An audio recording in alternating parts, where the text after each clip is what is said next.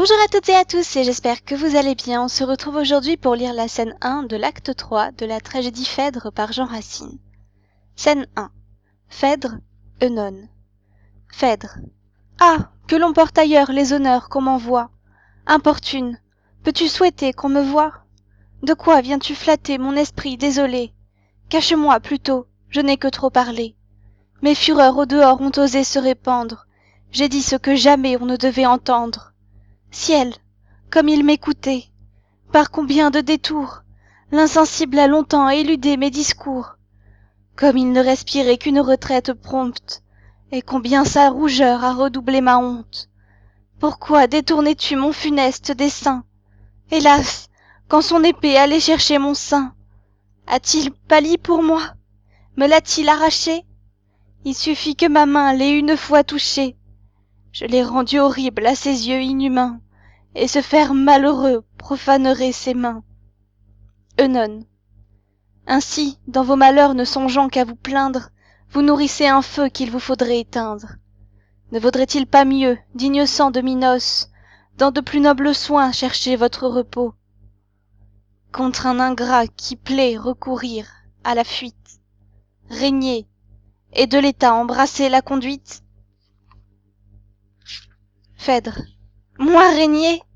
Moi ranger un État sous ma loi, quand ma faible raison ne règne plus sur moi? Lorsque j'ai de mes sens abandonné l'empire, quand sous un joug honteux à peine je respire, quand je me meurs, Œnone, fuyez. Phèdre. Je ne le puis quitter. Œnone. Vous l'osâtes bannir, vous n'osez l'éviter? Phèdre. Il n'est plus temps.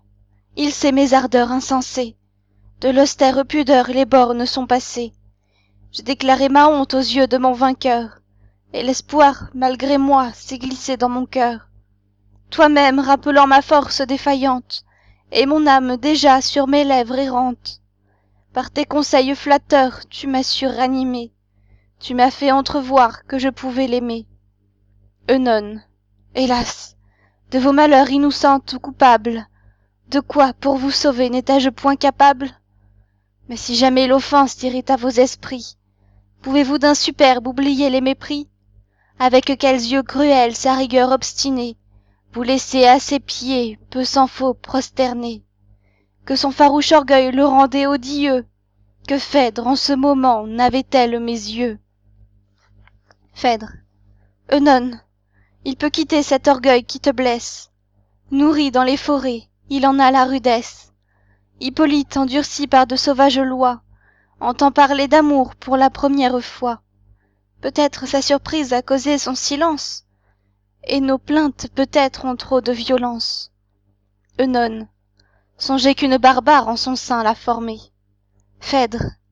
Quoique Scythe est barbare, elle a pourtant aimé. Œnone. Il a pour tout le sexe une haine fatale. Phèdre. Je ne me verrai point préféré de rival. Enfin tous tes conseils ne sont plus de saison. Serre ma fureur, Œnone, et non point ma raison. Il oppose à l'amour un cœur inaccessible. Cherchons pour l'attaquer quelque endroit plus sensible. Les charmes d'un empire ont paru le toucher. Athènes l'a tiré, il n'a pu s'en cacher. Déjà de ses vaisseaux la pointe était tournée, et la voile flottait au vent abandonné. Va trouver de ma part ce jeune ambitieux, Œnone, fais briller la couronne à ses yeux, qu'il mette sur son front le sacré diadème. Je ne veux que l'honneur de l'attacher moi-même. C'est donc lui ce pouvoir que je ne puis garder. Il instruira mon fils dans l'art de commander. Peut-être il voudra bien lui tenir lieu de père.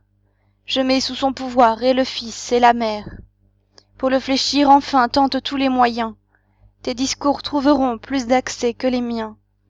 Presse, pleure, gémis, plains-lui Phèdre mourante. Ne rougis point de prendre une voix suppliante. Je t'avouerai de tout. Je n'espère qu'en toi. Va, j'attends ton retour pour disposer de moi. Et nous lirons la scène 2 la prochaine fois. Portez-vous bien. À bientôt.